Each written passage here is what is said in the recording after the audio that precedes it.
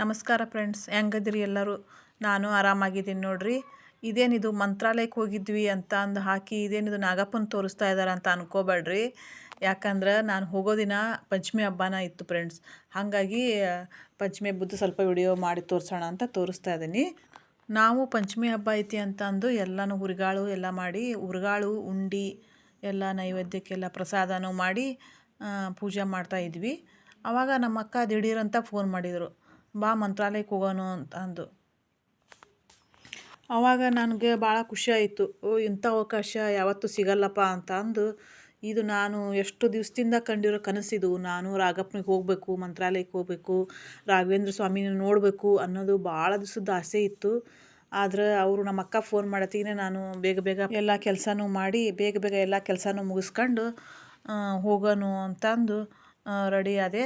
ಅದಕ್ಕಿಂತ ಮೊದಲು ಮನೆಯಿಂದೆಲ್ಲ ಪೂಜೆ ಎಲ್ಲ ಮಾಡಿ ಆಮೇಲೆ ನೈವೇದ್ಯ ಎಲ್ಲ ಇಟ್ಟು ದೇವ್ರಿಗೆ ಆಮೇಲೆ ಹಾಲು ಎರೆದು ರೆಡಿ ಆಗ್ತಾಯಿದ್ವಿ. ನನಗೆ ಭಾಳ ದಿವಸದ ಆಸೆ ಇತ್ತು, ರಾಘವೇಂದ್ರ ಸ್ವಾಮಿಗೆ ಹೋಗ್ಬೇಕು, ನಾನು ಮಂತ್ರಾಲಯಕ್ಕೆ ಹೋಗಬೇಕು, ರಾಘವೇಂದ್ರ ಸ್ವಾಮಿ ದರ್ಶನ ಮಾಡಬೇಕು, ನಾನು ರಾಘವೇಂದ್ರ ಸ್ವಾಮಿ ನೋಡಿ ಕಣ್ಣು ತುಂಬ್ಕೋಬೇಕು ಅನ್ನೋದು ಭಾಳ ದಿವಸದ ಆಸೆ ಇತ್ತು. ಆದ್ರೆ ಅದು ನಮ್ಮಿಂದ ಮಾತ್ರ ಈಡೇರ್ತಿದ್ದಿಲ್ಲ, ನಮ್ಮ ಮನೇಲಿ ಕರ್ಕೊಂಡು ಯಾರೂ ಹೋಗ್ತಿದ್ದಿಲ್ಲ. ಅದಕ್ಕೆ ನಾನು ಹೋಗಬೇಕು, ನಾನು ಕರ್ಕೊಳಪ್ಪ ರಾಘವೇಂದ್ರ ಸ್ವಾಮಿ ಅಂತ ನಾನು ಯಾವಾಗಲೂ ಬೇಡ್ಕೊಂತಿದ್ದೆ. ಆಮೇಲೆ ರಾತ್ರಿನೂ ನೆನಪಾದ್ರೂ ನಾನು ರಾಗಪ್ಪಗೆ ಹೋಗ್ಬೇಕು, ರಾಗಪ್ಪನ ಮಂತ್ರಾಲಯನ ನೋಡಬೇಕು ಅಂತಂದು ಭಾಳ ಜನ ಹೇಳೋದು ನಾನು ಕೇಳಿದ್ದೆ, ಭಾಳ ಪವಾಡ ಐತಿ ಅಂತ ಅಂದು. ನಾನು ಆಮೇಲೆ ನಂಗೆ ರಾಘವೇಂದ್ರ ಸ್ವಾಮಿ ಅಂದರೆ ಯಾವಾಗಲೂ ನನಗೆ ಇಷ್ಟನ. ಹಾಗಾಗಿ ನಾನು ಮಂತ್ರಾಲಯನ ನೋಡಿರಲಿಲ್ಲ. ನಾನು ಹೋಗ್ಬೇಕು ಅನ್ನೋದು ನಂಗೆ ಭಾಳ ಆಸೆ ಇತ್ತು. ಆದರೆ ಈ ಥರ ಒಂದು ಅವಕಾಶ ನಂಗೆ ಸಿಗ್ತೈತಿ ಅಂತ ನಾನು ಅನ್ಕೊಂಡಿದ್ದಿಲ್ಲ. ಎಲ್ಲ ನಮ್ಮ ಅಕ್ಕ ನಮ್ಮ ಭಾವರ ಆಶೀರ್ವಾದ. ಅವರು ನಾನು ಹೋಗ್ಬೇಕು ಅಂತ ಹೇಳ್ತಿದ್ದೆ ಯಾವಾಗಲೂ. ಅದು ಹೆಂಗೋ ಏನೋ ಒಂದು ಟೈಮ್ ಚೆನ್ನಾಗಿ ಬಂದ್ಬಿಡ್ತು, ಕೂಡಿ ಬಂದ್ಬಿಡ್ತು ಅದು ಟೈಮ್. ಅದು ಶ್ರಾವಣ ಮಾಸದಾಗ ಅಂತಂದು ಭಾಳ ಖುಷಿ ಆಗಿಬಿಡ್ತು ನನಗೆ. ಹಾಗಾಗಿ ಎಲ್ಲ ಪೂಜೆ ಮಾಡಿ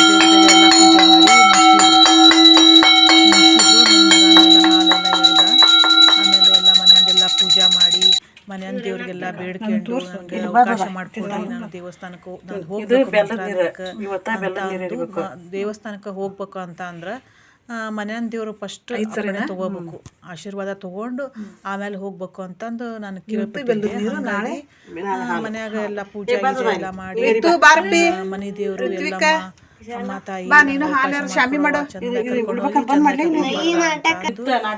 ಕಾಲು ಬಿದ್ದು ಅಮ್ಮ ಬೇಡ್ಕೊಂಡು ಆಮೇಲೆ ನನ್ನ ಮಗನೂ ಎಲ್ಲ ಹಾಲು ಎಲ್ಲ ಎರೆದ ನಾನು ನನ್ನ ಮಗ ಇಬ್ರು ಸೇರಿ ಹೋದ್ವಿ.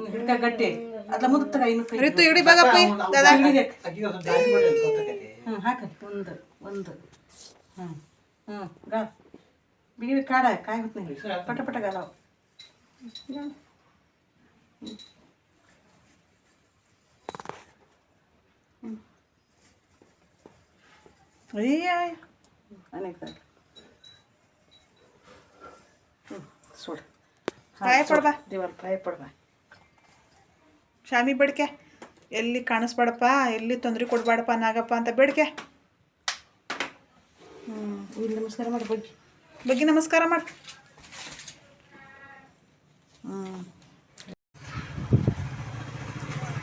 ಹಂಗೆ ಹೊರಗಡೆ ಬಂದು ತುಳಸಿ ಗಿಡಕ್ಕೆಲ್ಲ ಪೂಜೆ ಮಾಡಿ ನಮ್ಮ ಮಮ್ಮಿ ಆಮೇಲೆ ಅಲ್ಲಿ ದೇವರು ಅಂತ ಐತಿ, ಹೊರಗಡೆನೇ ಇಟ್ಟೇವಿ ನಾವು.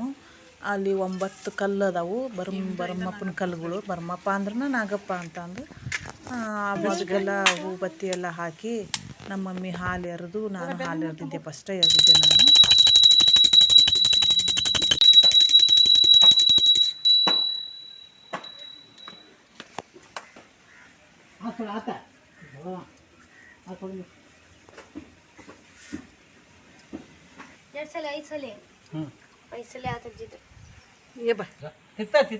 ಹಾಕ್ರಿ ಅಲ್ರಿ ಹಾಕಿ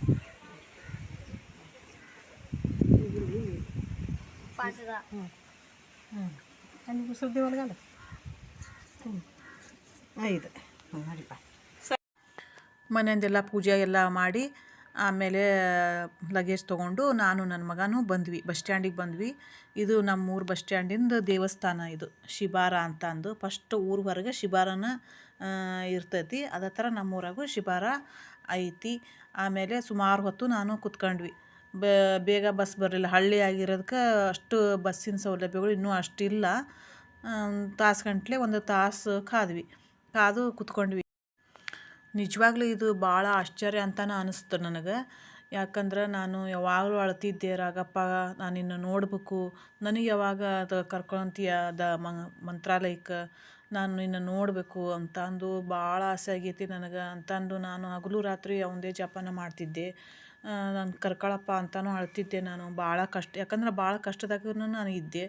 ಹಂಗಾಗಿ ನಾನು ನಿನ್ನ ನೋಡಬೇಕು, ಮಂತ್ರಾಲಯಕ್ಕೆ ನಾ ಬರಬೇಕು ಅನ್ನೋ ಆಸೆ ಭಾಳ ಆಗೈತಿ. ನನಗೆ ಯಾವ ರೂಪದಾಗ ಕರ್ಕೊಂತೀಯೋ ಗೊತ್ತಿಲ್ಲ, ಒಟ್ನ್ಯಾಗ ಅಂತಂದು ನಾನು ಹಿಂಗೆ ನಾನು ಬೇಡ್ಕೊಂತಿದ್ದೆ. ಅದೆಷ್ಟು ಬೇಗ ಅವಂಗೆ ಕಿವಿಗೆ ಮುಟ್ಟೈತೆ ನನಗಂತೂ ಗೊತ್ತಿಲ್ಲಪ್ಪ. ಭಾಳ ನನಗೆ ಆಶ್ಚರ್ಯ ಅನಿಸ್ಬಿಡ್ತು ಇದು. ಒಮ್ಮೆಲೆ ನಮ್ಮ ಅಕ್ಕ ಬಾ ಬಾ ಅಂತ ಅಂದಿದ್ದು ನನಗೆ ಭಾಳ ಖುಷಿ ಆಯ್ತು.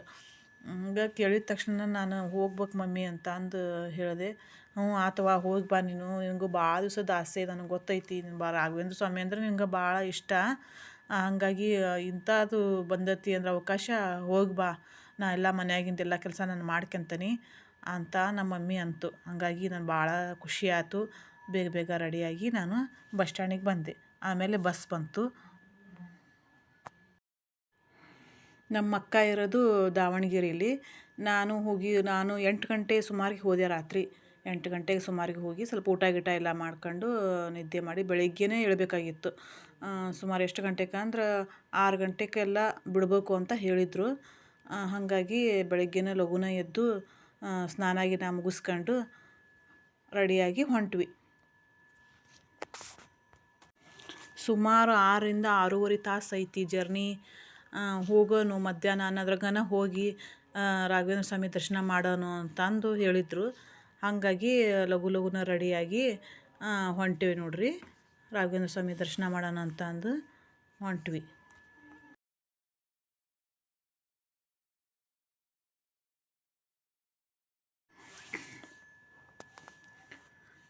ಇಲ್ಲಿ ಫಸ್ಟ್ ಕೂತ್ಕೊಂಡೋಕಿ ನಾನು, ಆಮೇಲೆ ಅದು ನನ್ನ ಮಗ, ನಮ್ಮ ಅಕ್ಕನ ಮಗಳು, ನಮ್ಮ ಅಕ್ಕ, ಹಿಂದೆ ನಾವು 4 ಜನ ಕೂತ್ಕೊಂಡಿದ್ವಿ. ಜಾಗ ಸಾಲಿಲ್ಲ. ನಮ್ಮ ಅಕ್ಕನ ಮಗಳ ಮೈ ಮೇಲೆ ಕೂತ್ಕೊಂಡಿದ್ದಾನೆ, ಅವನ ಮೇಲೆ ತೊಡೆ ಮೇಲೆ ಕೂತ್ಕೊಂಡಿದ್ದಾನೆ ನನ್ನ ಮಗ. ಅಲ್ಲೇ ಮುಂದೆ ಗಾಡಿ ಬಿಡ್ತಾ ಇರೋನು ನಮ್ಮ ಅಕ್ಕನ ಮಗ, ಆಮೇಲೆ ನಮ್ಮ ಭಾವ. ಇಷ್ಟು ಜನ ಸೇರಿ ಸುಮಾರು ಒಂದು 4-6 ಜನ ಸೇರಿ ಹೋಗ್ತಾಯಿದ್ದೀವಿ.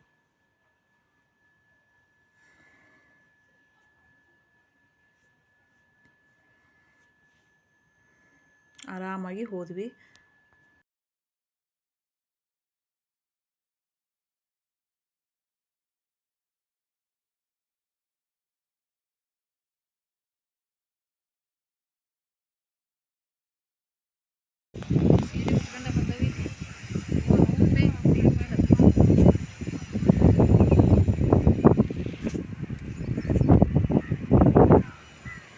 ಕಾರ್ ಪಾರ್ಕಿಂಗ್ ಮಾಡಿ ನದಿ ಕಡೆಗೆ ಹೊಂಟ್ವಿ.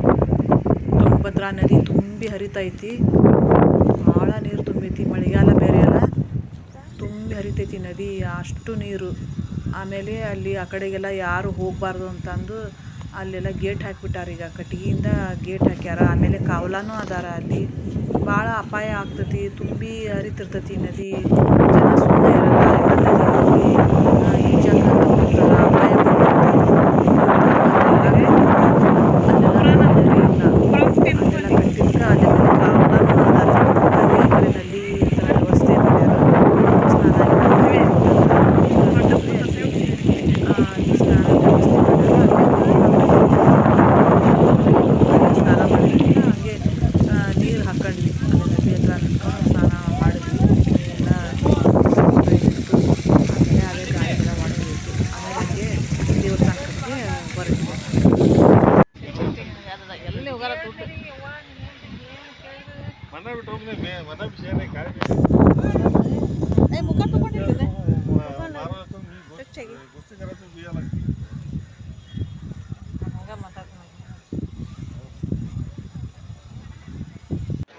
ರಾಘವೇಂದ್ರ ಸ್ವಾಮಿ ದರ್ಶನಕ್ಕಿಂತ ಮೊದಲು ಗ್ರಾಮ ದೇವಿಯಾದ ಮಂಚಾಲಮ್ಮನ ದರ್ಶನ ಮಾಡಬೇಕು ಅಂತ ಹೇಳಿದರು.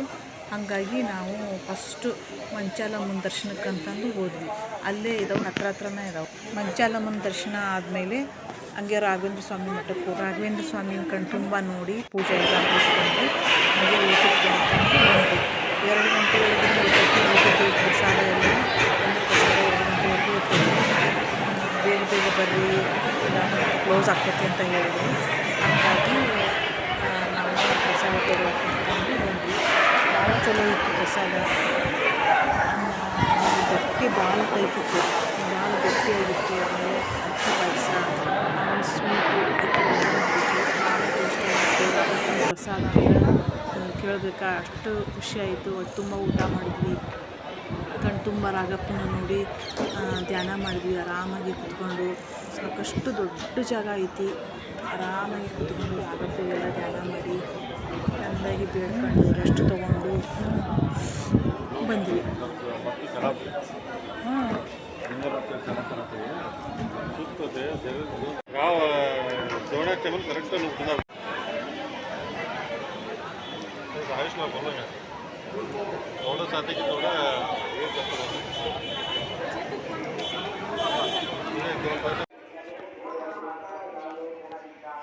ಹಾಗೆ ಇಲ್ಲಿ ಪಂಚಮುಖಿ ಆಂಜನೇಯ ಅಂತಂದು ದೇವಸ್ಥಾನ ಐತಿ, ಮತ್ತು ಪಂಚಮುಖಿ ಆಂಜನೇಯ ದೇವಸ್ಥಾನಕ್ಕೆ ಬಂದ್ವಿ.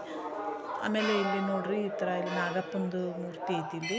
ಇಲ್ಲಿ ಪೂಜೆ ಮಾಡ್ಕೊಂಡು ಇಲ್ಲಿ ಹನುಮಪ್ಪನ ಗದ, ದೊಡ್ಡ ಗದ ಐತಿ, ಅಲ್ಲಿ ಪೂಜೆ ಎಲ್ಲ ಮಾಡ್ಕೊಂಡು ಇದು ಕೆಳಗಡೆ ಇಲ್ಲೆಲ್ಲ ಪೂಜೆ ಮುಗಿಸ್ಕೊಂಡು ಹಂಗೆ ಮೇಲೆ ಇದ್ದಾನೆ ಪಂಚಮುಖಿ ಆಂಜನೇಯ.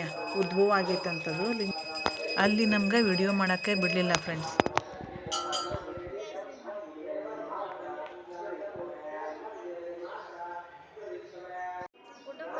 ಪಂಚಮುಖಿ ಆಂಜನೇಯನ ವಿಡಿಯೋ ಮಾಡೋಕ್ಕೆ ಬಿಡಲಿಲ್ಲ, ಅಲ್ಲಿ ಅಲಾವಿಲ್ಲ ಅಂತ ಹೇಳಿದರು. ಹಂಗಾಗಿ ನಾನು ತೋರಿಸ್ತಾ ಇಲ್ಲ ಫ್ರೆಂಡ್ಸ್ ನಿಮಗೆ. ದಯವಿಟ್ಟು ನನ್ನ ವಿಡಿಯೋ ನಿಮಗೆ ಇಷ್ಟ ಆದರೆ ದಯವಿಟ್ಟು ಸಬ್ಸ್ಕ್ರೈಬ್ ಮಾಡ್ಕೊರಿ, ಲೈಕ್ ಮಾಡಿರಿ, ಶೇರ್ ಮಾಡಿರಿ, ಮತ್ತು ಕಮೆಂಟ್ ಮಾಡಿರಿ ನಾನು ಯಾವ ಥರ ವಿಡಿಯೋ ಮಾಡ್ತಾಯಿದ್ದೀನಿ ಅಂತ. ನಿಮಗೆ ಇಷ್ಟ ಆದರೆ ದಯವಿಟ್ಟು ಒಂದು ಲೈಕ್ ಕೊಡಿರಿ. ಥ್ಯಾಂಕ್ಸ್, ಧನ್ಯವಾದಗಳು.